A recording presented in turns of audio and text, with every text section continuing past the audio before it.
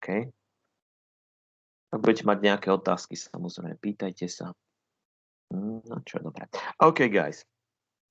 So don't forget to reply to the absence of presence question. And today we shall continue very quickly with further topics. So previous lesson we ended up with prehistorical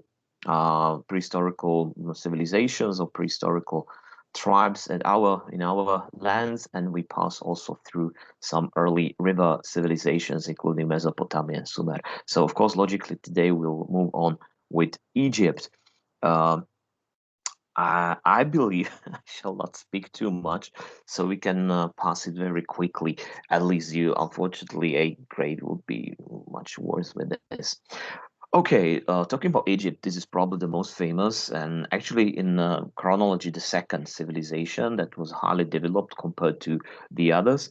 Just like the other river civilizations, it was also situated in the valley of the River Nile. All in all, you know it all. But the point is, you should not forget this to mention. Then there is the delta of the River Nile. So not only along the river, but also especially in its delta, that was the main agricultural area.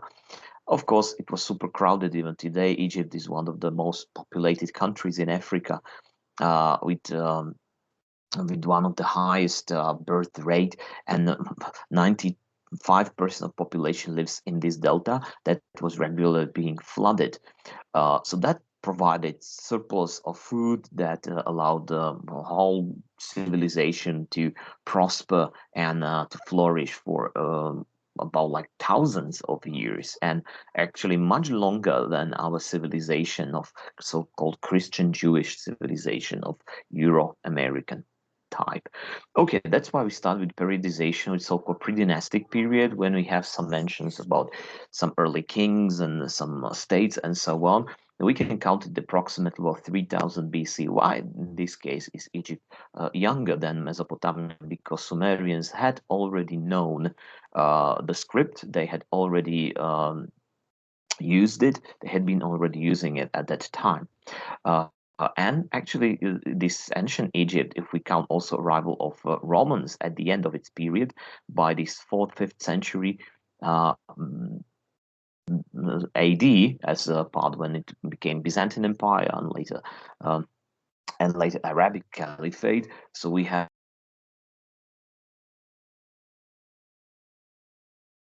actually Egyptian as we know it. Then we divided this main Egyptian ancient times to Old, Middle, and New Kingdom.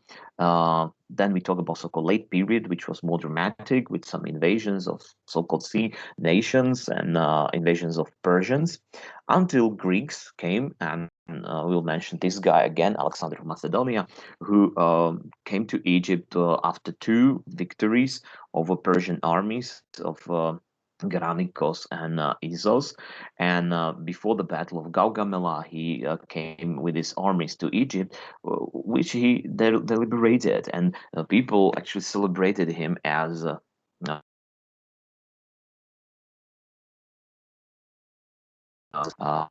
guy who actually liberated them from the oppression of Persians. The point is that, and also we will also mention this Hellenistic period in which Alexander tried to spread Hellenistic, so Greek culture around, but also establish dynasties that were actually Greek or loyal to Greece. And in this case, he appointed one of his friends and generals, actually just like the others, in every part of his empire. But here in Egypt, he said the guy who was also like physical way, but definitely the most clever, that was Ptolemy or Ptolemaios.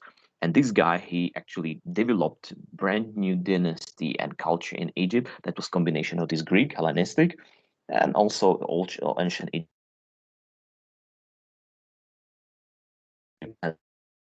But he married the princess of Pharaoh, and thus their kids, their children, their descendants were they all have this divine blood in here. So that's why we talk about this Ptolemaic dynasty, which is actually this Hellenistic, and we talk about this Alexandria as it was the main capital, brand new capital of Egypt, capital city of Egypt, built with famous lighthouse on the Pharos Island, and especially library that we all No.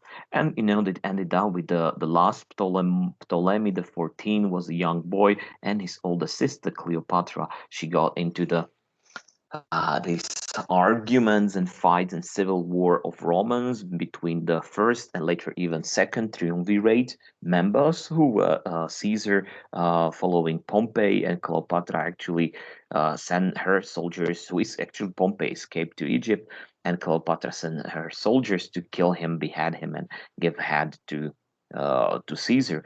There was some stuff do together with them, and later on, years after the assassination of Caesar, there was another second triumvirate stuff when Marcus Antonius also escaped to Egypt, and Cleopatra used her, I don't know, probably not her beauty, but her skills, and they had some romance affair.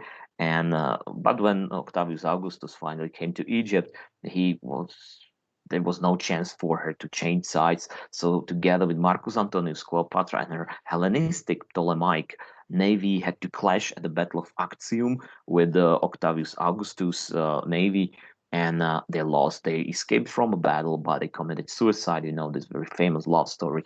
And Romans occupied Egypt, and that was part when we talk about Roman period, who actually accepted this Egyptian culture, just like. It happened in other countries, but the Romans turned to Christianity, and Egypt was one of the places where Coptic Christianity and Arianic Christianity emerged. And of course, they tried to erase, and actually, they managed to erase this ancient Egyptian religion and thus culture. So when Byzantine Empire ruled this part in Middle Ages, it was already Christian country, and until the conquest of Muslim Arabs, which Egypt has been until today. So when we talk about this, you have this line taken from a book. So sorry for these pages around, but this is really nice and good timeline for here. Don't worry, I'm not going to give you this John Green. This is for second graders, for them. Okay, so another pictures from this book Mythia Legendi, and I really took a lot of photos and even some video about this, especially about the religion that they believe that the uh, gods and how the life is, that it's basic on the sun. That is also the god, and main gods are actually fighting every day. How the sun is flowing, it is god Ra, and actually traveling in the sky, and during the night they are floating their ship in the underground seas, and they had to fight and kill snake every night, and sometimes it doesn't happen. So then there is a solar eclipse, so zatmenie slnka. Okay, but this is important also for us, that how Egypt looked like along the river, because Egyptians developed during these thousands of years, actually a very highly developed society that was working very well in this case. So people were not oppressed like communists try to say, apart from slaves, of course, but most people were free, and free peasants and farmers. And together with organizing labor, every part of society in ancient Egypt had kind of the usage advantage from accepting this system. And this point was that pharaohs organized scribes and technological experts who planned, for example, irrigation canals. And in this way, water from the Nile River was brought even several kilometers along the river, from the river, far away from the river, and provided actually enough water for these fields with wheat. And regular floods provided so much water to produce so much food, to have so great harvest, that they could do it like 2 or 3 times per season. Not only wheat, but also many other fruits and vegetables, some vegetables, but even wine or beer making. So this is actually another thing. Of course, as Neolithic or Bronze Age parts, so we have everything in here. If also they were able to keep intruders away from their country to defend their land. So Egypt was actually stable society, like you can see. And in case, then pharaohs were being celebrated, of course, and from the beginning of their civilization, you'll see some examples. They were building these tombs to build up that we call the pyramids, but even pyramids have their own evolution. So how the society existed, and it used to be one of the tasks in your Maturita exam. Probably you can be given this question at universities when since we have different. I will have to change this Maturita school living exams tasks. So maybe you can there would be like to compare give example of this pyramid of societies in Bronze Age and ancient times. That was based upon the kings that of course in Egypt is Pharaoh, but as a divine ruler, sometimes kid, sometimes disabled guy, he had some hand of the king. He had to have some regent or he had to have some palatinate, like governor or guy who was taking care, a steward of the kingdom. In this case, in Egypt, that was vizier.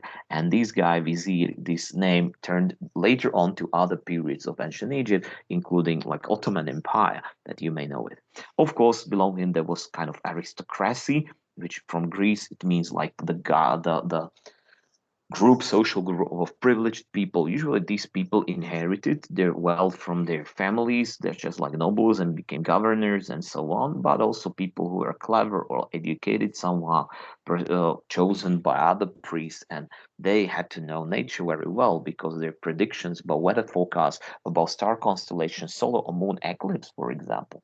So they actually was kind of like improvement evidence, the proof of their ability to speak to gods. Then there were other guys who were below them. For these ancient civilizations, scribes were very important, not only to write some religious texts, but especially to write down economical accounts. Because if you want to rule the country, it's not only that you study law, guys, but if you watch this Vladimir Schneidl, so he told you that it's good to be today an economist if you want to write, because there is a lot of stuff, a lot of information that people need to know, and you need to know even this financial, knowledge. And this was the thing. So most of these inscriptions that were like common, just like in Sumerians, were about how many, I don't know, barrels of wheat were changed for how many goats and so on. Of course, guys who were strong enough, so they served as soldiers to protect all of them. But then there were craftsmen, again, people who learn how to do some crafts and so on, very important. And 90% of population were farmers. I mean, free farmers in here. Sorry. But then also there were some people who were in debt, for example, they lost their land for they could work upon, and of course, prisoners of war or captives. Sometimes whole tribes were brought, and this is case of the stories from Talmud about Jewish nation that became the basic for the Old Testament. As a Jewish nation enslaved in Egypt, the seven strikes of Egypt. Okay, as I told you, that Pharaoh was supposed to be the son of God Ra that came to this land in this mortal body for a while, and when he dies, his soul will go back to the sky, and another new king, the soul of God, son God Ra, will be brought back again in a new body and so on. So for that reason, these pyramids were kind of monumental later on, and especially as you will see in this Djoser, not Djoser, but Giza Pyramid, Khufu, Khafre Menkaure pyramids, were, for example, built in the ground plan of star constellation of Orion. And you will see also some like small tunnels that were heading to this Orion in here. Great Sphinx, another like very famous site in here that was probably protector of it and so on. How do we know all of these and also things that I shall tell you later on? Just like we had for Mesopotamia cuneiform script, for Egyptians we have two scripts. One is very famous, logographics writing, that is called hieroglyphic scripts or hieroglyphs. But it was very complicated to understand and to know all these, like maybe 4,000 signs. So for everyday usage, the everyday use, there was another simpler version of it used, and that was demotic writing. That was enough, like to know only like 1,000 signs, but still much more than you need to know without any schools and so on.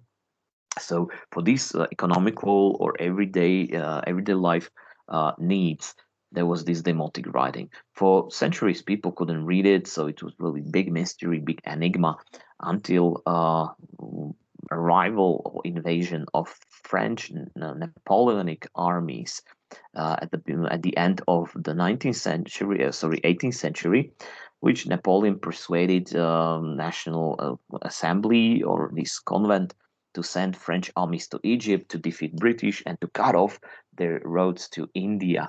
That was, which was actually kind of the biggest source of supplies for British army.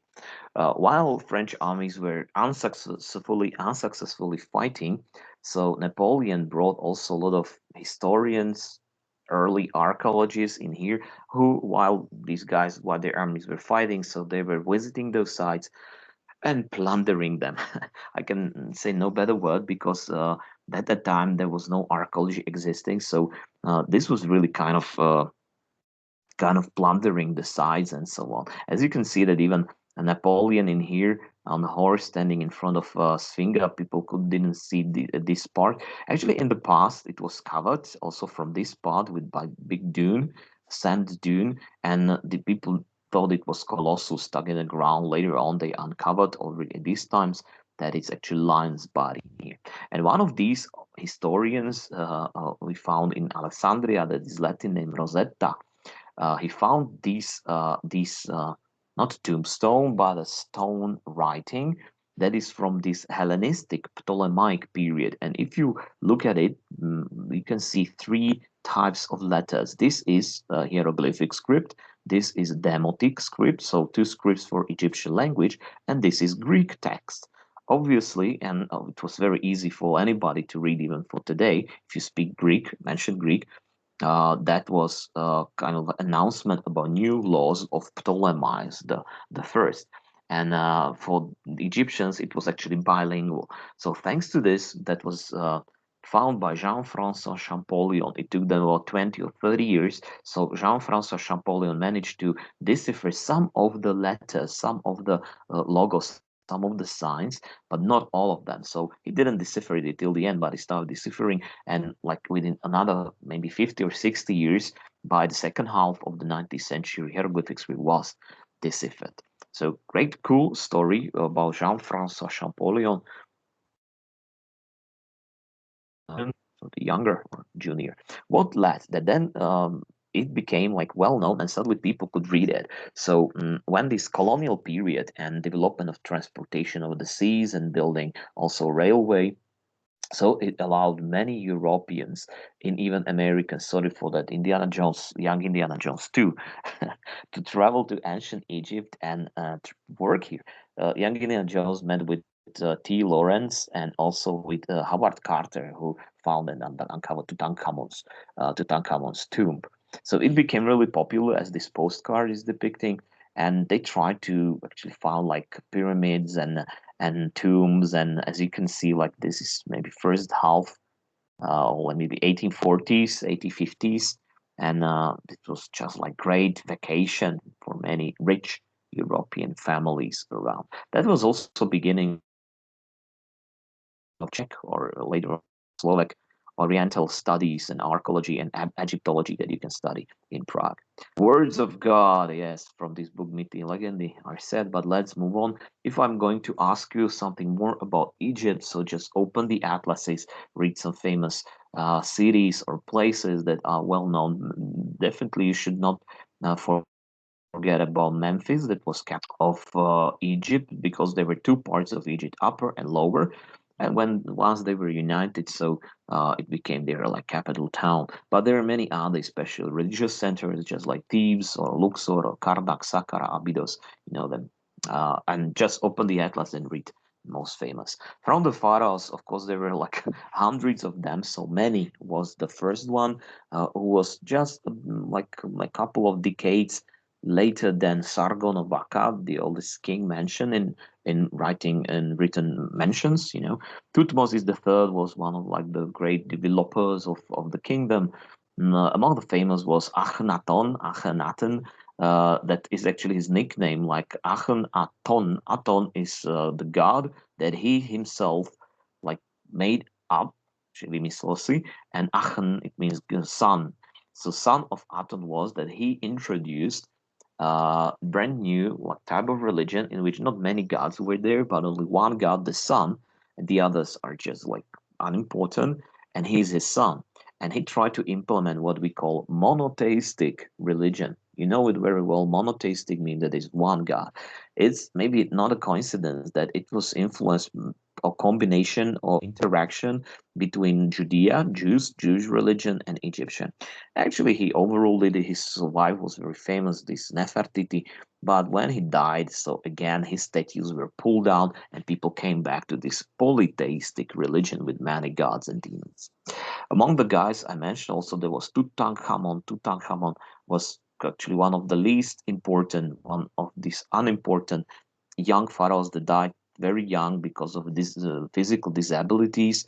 But thanks to this, his tomb was not robbed, and we know it thanks to his discovery in 1920s. And Ramses II was mentioned, will be mentioned again because he's connected with also great expansion of Egypt, even to Middle East, where he clashed with Hittite Empire, Hethitsko Risho. And that is first battle mentioned, the Battle of Kadesh in 1274.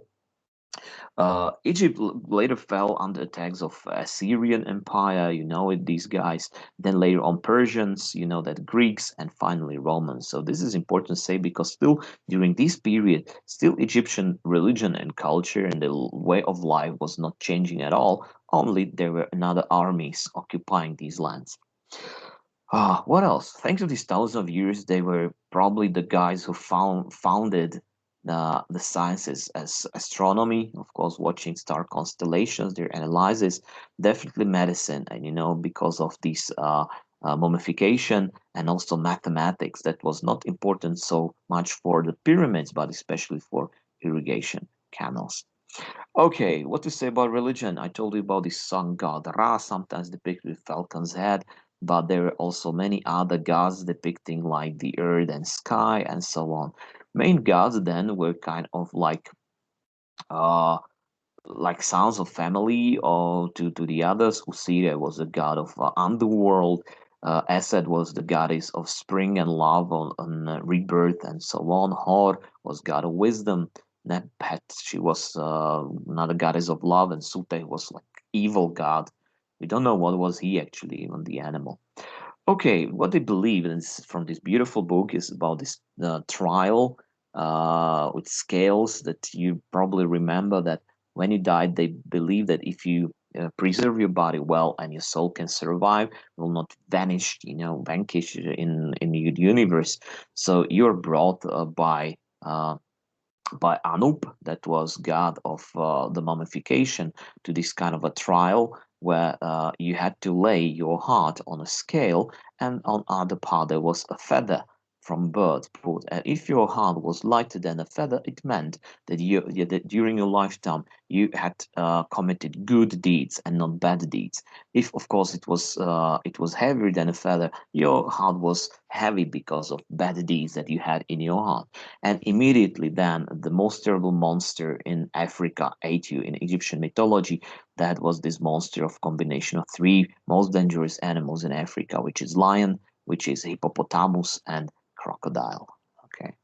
So what else? Other gods in here: Amon, Atum, Chnu, Monse, Ptah, Sachmet. You see that these gods were kind of like anthropomorphic or sometimes, but even having this animal like Bastet, the cat goddess, that was praised because cats were eating mice, and mice, can like eat all your harvest in a barn. So they were protectors of all of it. Tweret, very famous, popular goddess of fertility and maternity and so on. Sobek, even evil god, crocodile. So many of them. Also, they praise a lot of sacred animals around. I told you about this cat, about shackles, about falcons, ibis, of course, and various many various animals that were being also mummified.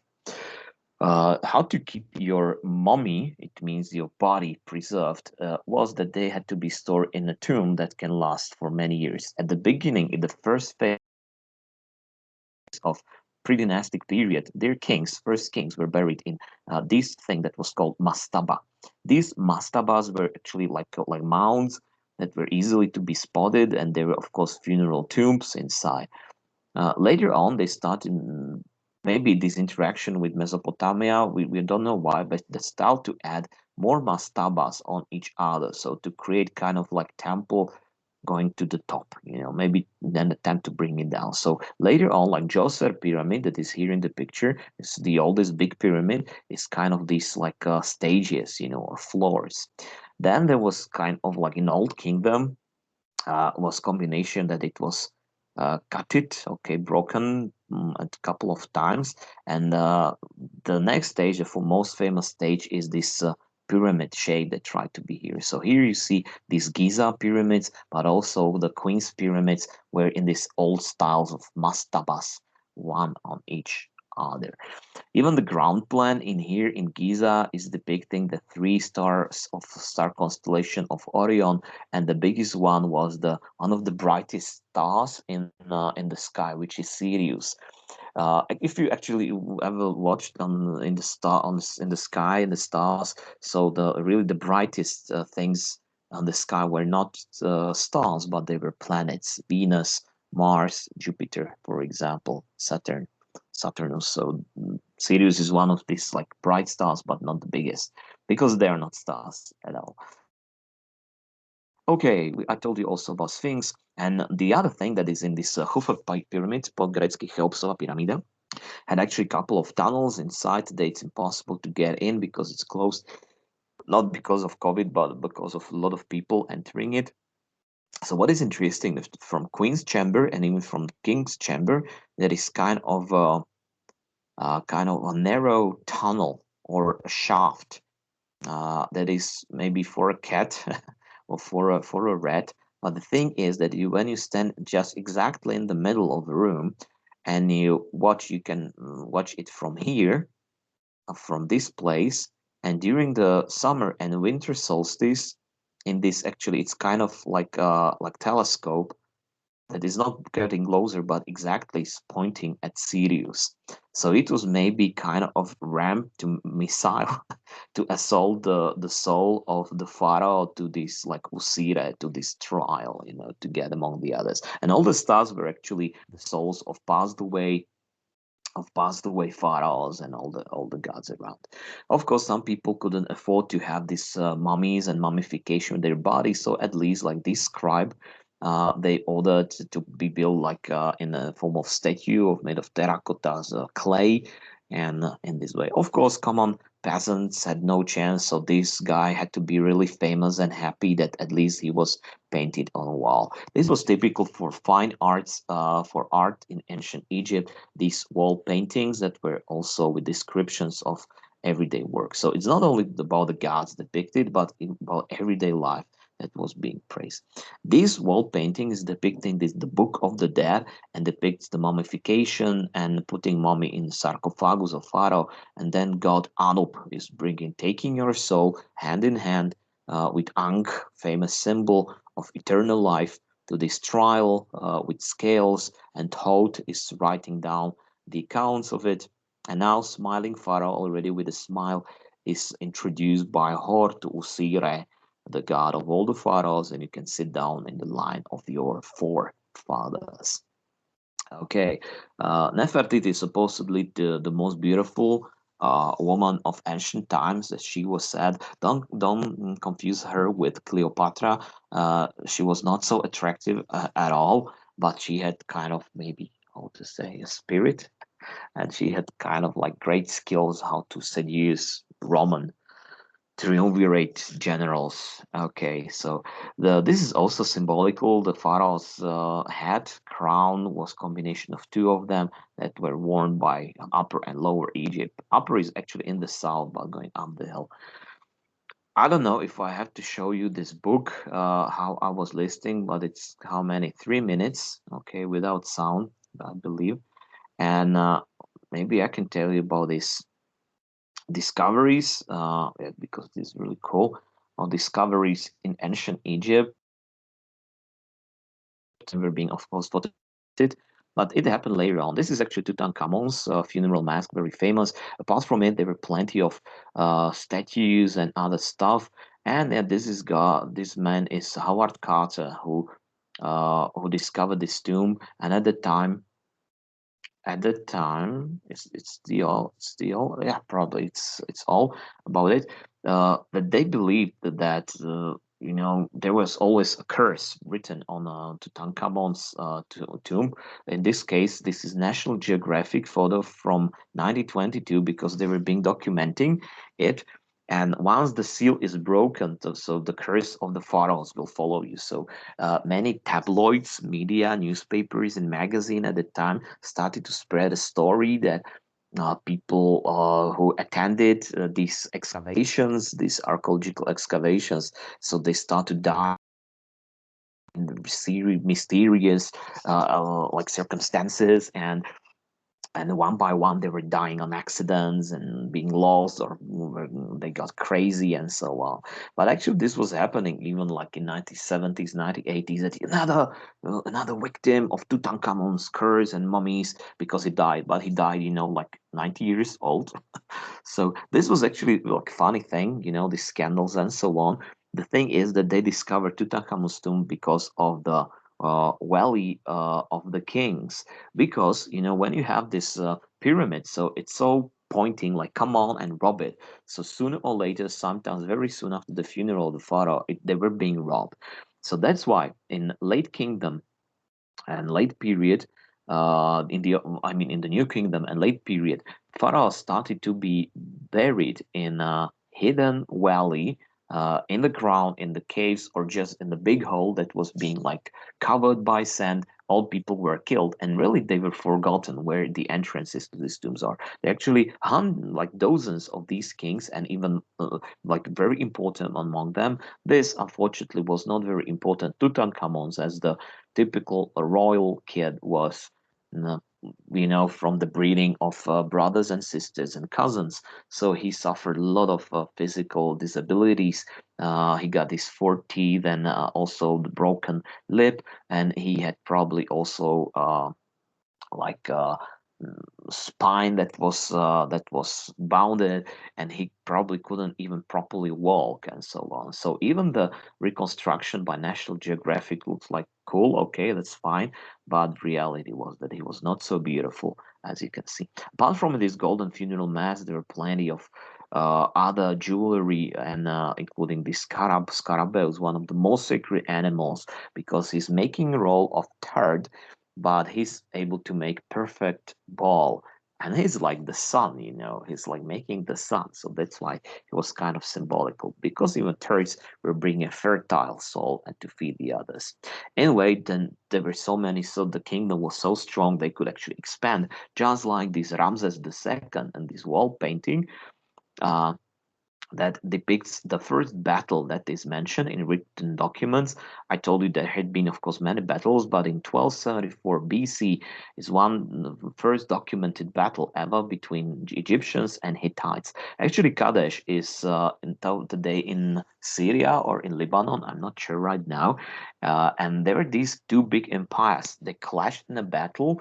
Of these chariots, double wheel chariots, both of these armies had them in their armies, and despite Egyptians felt really self-confident, so Hittites excellent slowly started to use iron already. So they both armies suffered so terrible casualties. So during the battle, both kings agreed upon armistice, primaria, and they stopped fighting and they went back home, like with the first diplomatic agreement. First diplomatic treaty was signed out between Egypt and Hittite Empire, that their border will be just in Kadesh, just in between. So the battle was for nothing, but for the history of military and history of diplomatic affairs, it is really important because first written down. Of course, for Atonapishti, that was a different name. I can't remember. Hittite king was celebrated like the victor, the winner of the battle, and of course Ramses II depicted as a great guy, the biggest. Egyptians bigger, but Hittites much smaller, running escape, and he's crushing them with the wheels of his chariots. So really interesting, nice, and good example, of course, of propaganda in media of those. Another wall paintings of everyday life of Egyptians. You will see many pictures even today during the harvest, how the governor or maybe scribe is watching around, making counts, and when they had enough food, they could even celebrate, have fun and parties. And this is probably from discotheque or strip club, I don't know, maybe it's slaves or dancing, but in double flute. And this egg on the hair. It's not an egg. It is kind of like hair makeup, hairstyle stuff. I don't know how to call it. And it was a wax with some essential oils. And in this heat of Egypt, it was melting and slowly flowing on the heads of these Egyptian ladies and getting rid them of fleas and these bugs. Okay, another book, and if you're interested in Egypt, I strongly recommend you this Otto Nakladatelství publishing house about ancient Egypt. That I didn't take a video because it could have lasted like too long. But I took a lot of photos, a lot of pictures about various gods in here that is described with beautiful paintings and sculptures and depiction. This is a really nice example combination of the Hellenistic Ptolemaic Egypt in here, about mummification of animals, crocodile, cat, yeah, balsaming. This is not Anub. This is just the priest in the mask of Anub. How they were putting, these stories that how they had to pull out all the organs, all the intestines, everything that contained some water and juices and blood, and that's why they had to open their like belly and fill it with hay, slamo. And the only part they couldn't get to directly was brain, and brain was taken out piece by piece with a long needle with a hook, and it was pulled through the nostril. So if somebody is complaining about the testing today, I'm going to test myself again after 1 week so I can go out. So I remember this, that this is not, nobody's going to pull out pieces of my brain. All these intestines were stored in these canopas, in these jars, and they had to be like stored next to the mummy as a part of your body, and including your pets, including your family, for example, favorite slaves and weapons and games and so on. So these are canopic jars. Okay, this trial waiting the heart. What else? The pyramids around. Okay. Mummification. They were actually, from mummy was covered in sarcophagus. Sometimes the sarcophagi were more of them made of wood and decorated with gold and various jewels and colors that were being precious for them. So beautiful stuff sometimes. But probably Tutankhamun is one of the best pyramids because all the others were being destroyed, stolen. So that's why even chairs, it's so incredible. Even we have like wooden chair from Matejovce in Poprad from the times of the Great Migration, probably Vandal or another Germanic tribe chieftain, and it is so precious. And these chairs are much older, so it is really incredible. Building the pyramid, nothing special, no UFO. You just need Mr. Pachan or Ms. Holubova and to learn some physics, and then you're able to do that. So it's no problem. It's in here. Okay, some temples and irrigations around Luxor and the Valley of the Kings. So this is different. So you wouldn't even say that here in these hills, these slopes, there are like dozens of tombs of pharaohs being covered. So even every year, some of the new tombs and new graves, even of great pharaohs, are being discovered in Egypt. So Egyptology, as a part of archaeology, is still there. Okay, Colossi of Memnon and many others around. So if you have chance, really go there, and it's really cool stuff to see. Alexander the Great, as I told you, with the lighthouse on the island of Pharos. Unfortunately, it's not standing anymore. Large part of Alexandria is now sunk in under the sea and so on. But it was really great ancient antique town with big, huge library that was destroyed by a big fire set by early Christians because it was full of pagan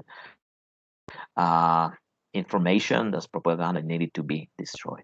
Okay, something for Kika Fanturova and some others. Uh, I think actually Agatka must be happy right now because this is really cool too. Another for agriculture because never underestimate this stuff about that how many animals were being domesticated much more than today and even being hunted.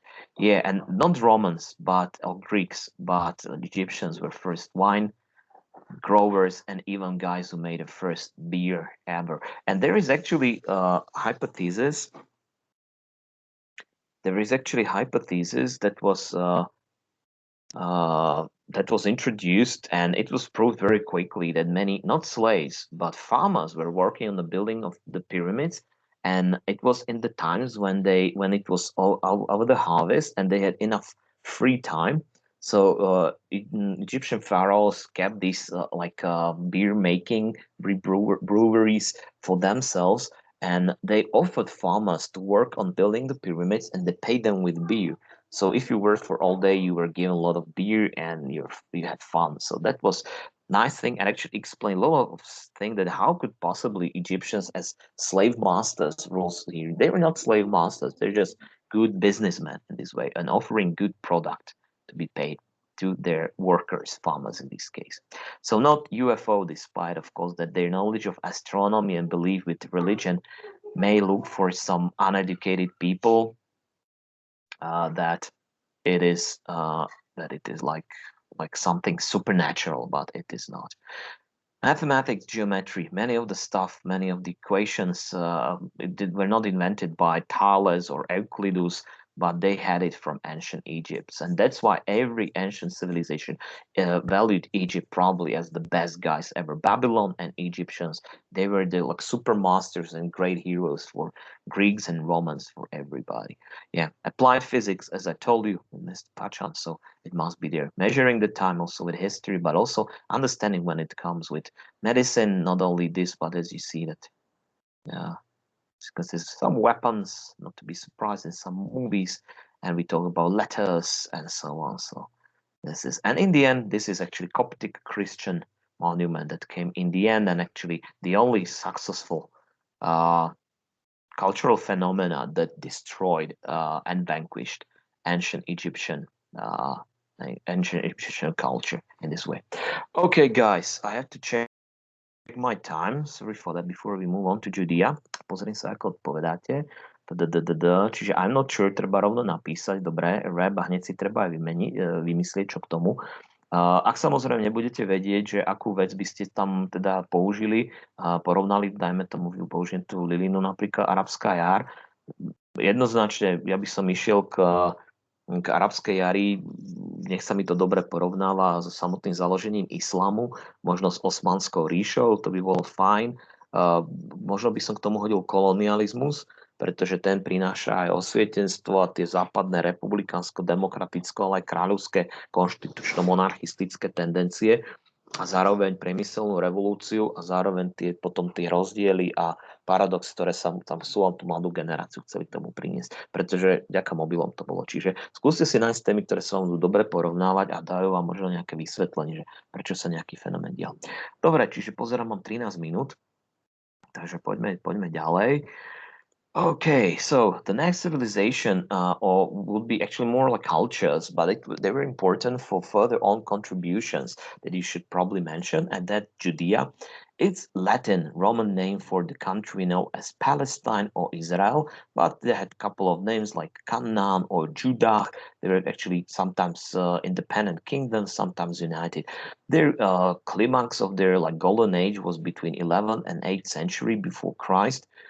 And what to say, this population was ancient Semitic, probably original population of these lands that turned out to be even Arabic, but some part of them is called Hebrew.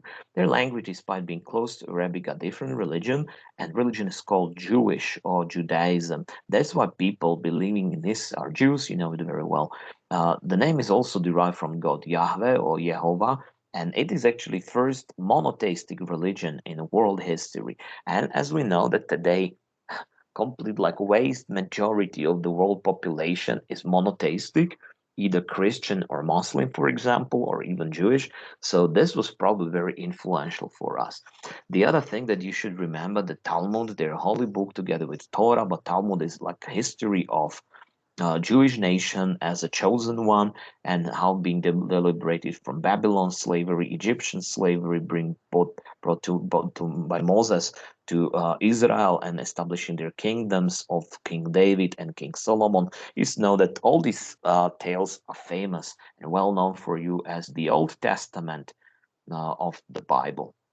New Testament, of course, are the stories of Jesus from various sources and apocryphs, but the Old Testament is actually part of Talmud, of the history of Jews. So that's why, for especially other religions, people from other civilization cultures, they can see very big difference between Christians and Jews. The other thing, that Jew was also Jesus Christ, and actually Christianity is kind of a sect and branch of Judaism in this way, and not very big differences. Actually, there are bigger differences between, I don't know, some branches of Christianity than between Judaism and Christianity in this way.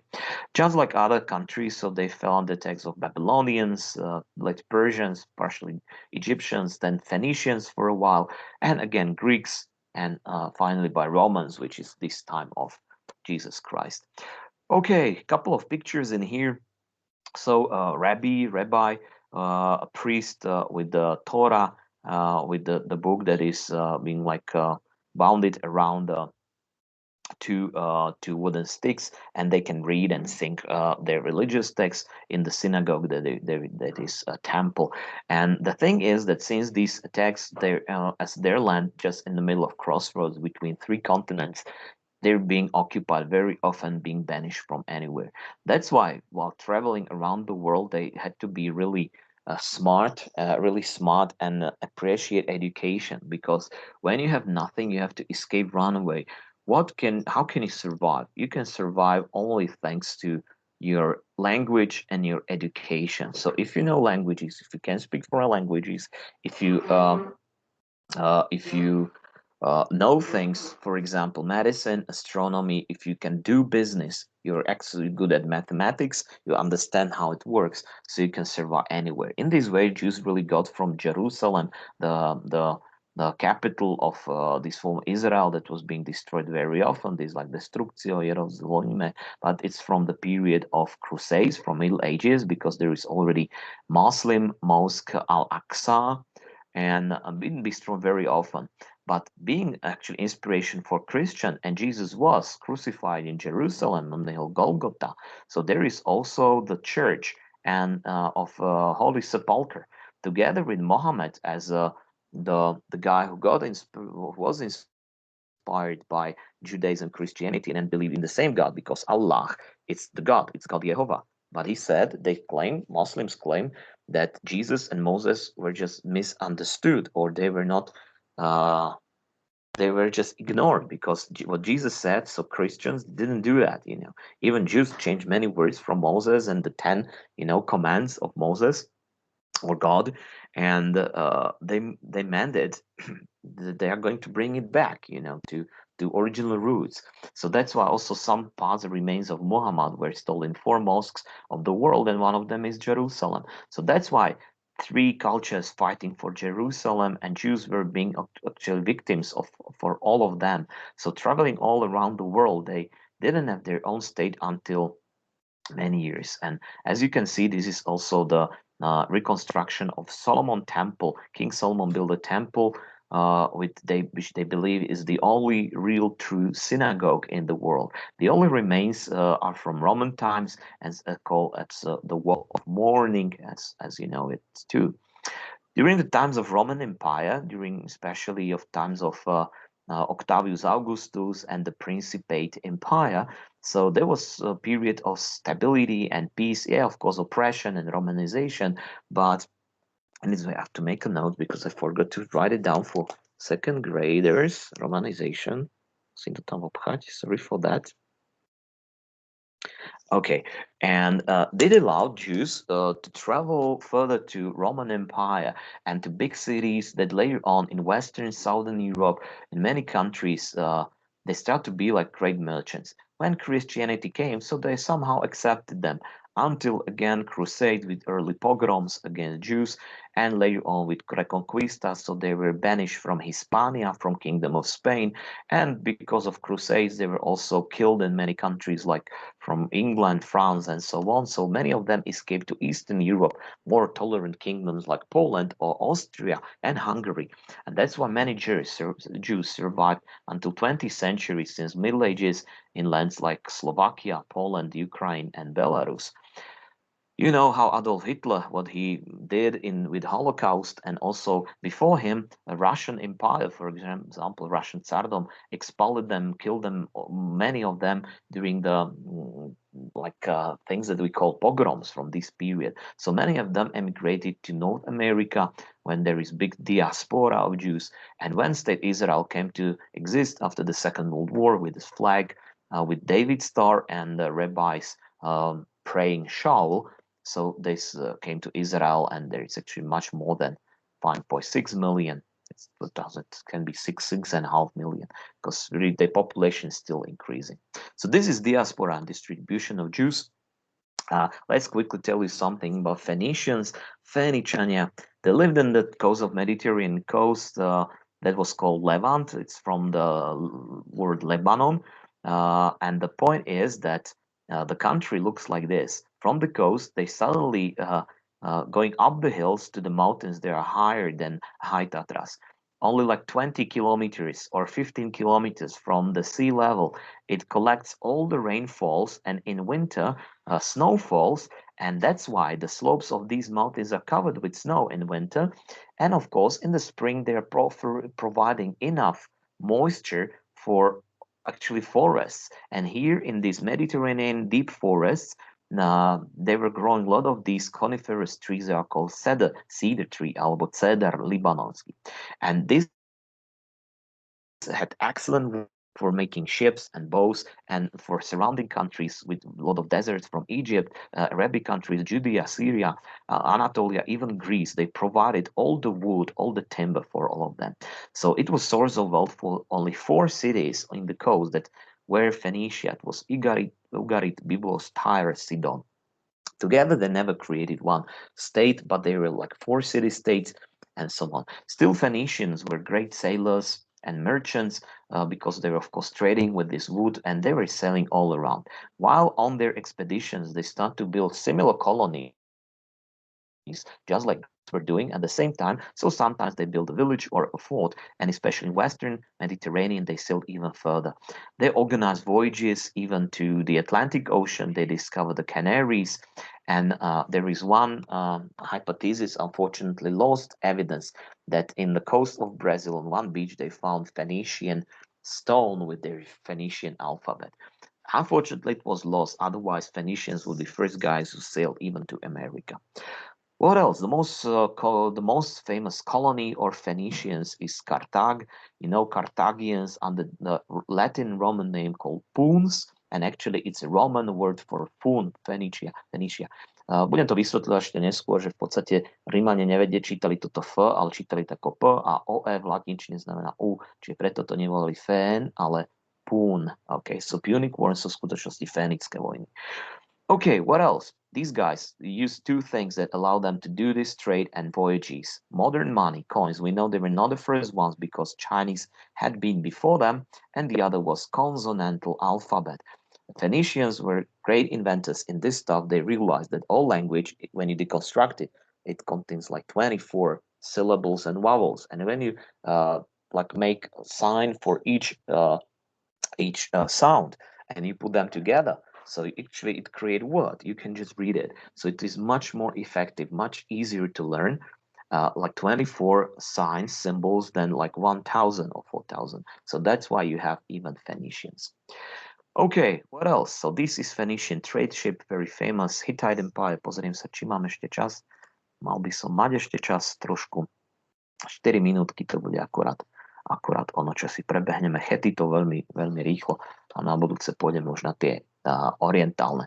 So Hittite Empire is one of the ancient civilizations and cultures that had been many outside of this main dominant four that I have mentioned, but I mention it because it's connected with Czechoslovak history and Czechoslovak archaeology, and also with the origin of Europeans, because Hittites or Hethiti, as we know them, were first Indo-European nation mentioned in here. We know that at the time there had been Europeans, Indo-Europeans living in Europe, but we don't know their names. That's why we call them only cultures. You know, these Bronze Age cultures, like Beaker culture or Tumuli culture.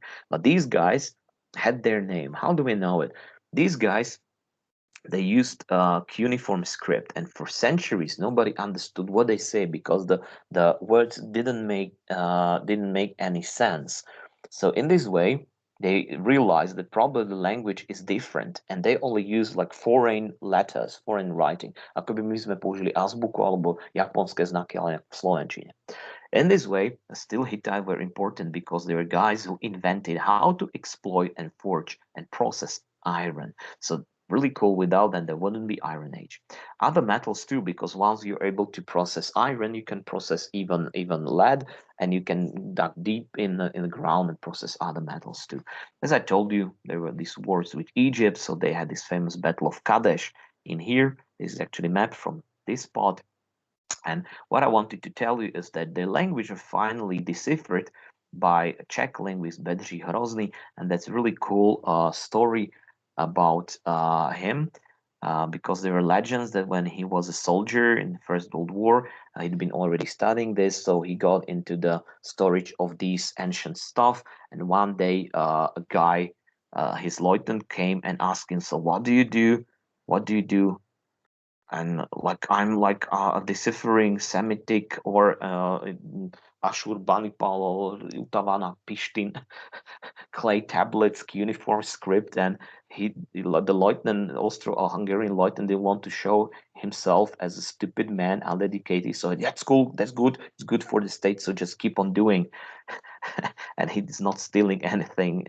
So he let him. So you can do it during the war. But during this time, he finally mobilized because even before the war, he had a hypothesis that this language may be Indo-European because he was especially studying of Oriental ancient languages with many various ancient languages from ancient Greece, but even Egyptian and so on.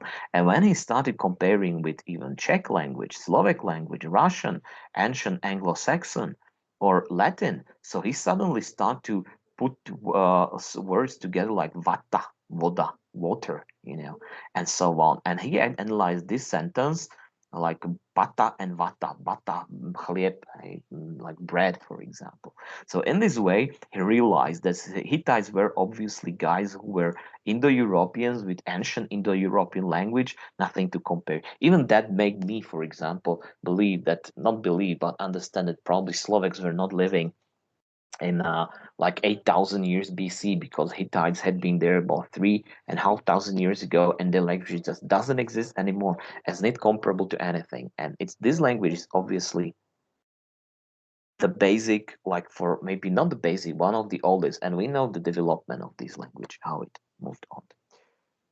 Tu mi ukazuje 3 minútky, ale my sme už čas naplnili podľa nahrávky. Ja som asi začal to nahrávanie nejaké 3 minúty neskôr.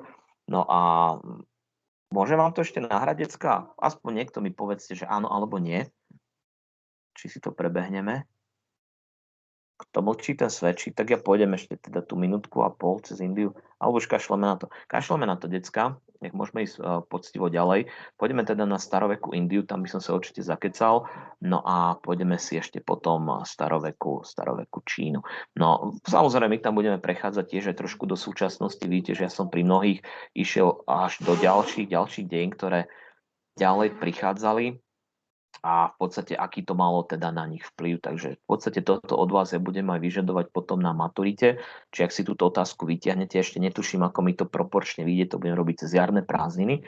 Okrem čítania, vlastne ešte predtým, ako budem čítať vaše eseje. No a v podstate, ak si toto vytiahnete, tak myslím, že to je celkom pekná téma a uvidíme, ale taká zo širšia. Dobre? OK.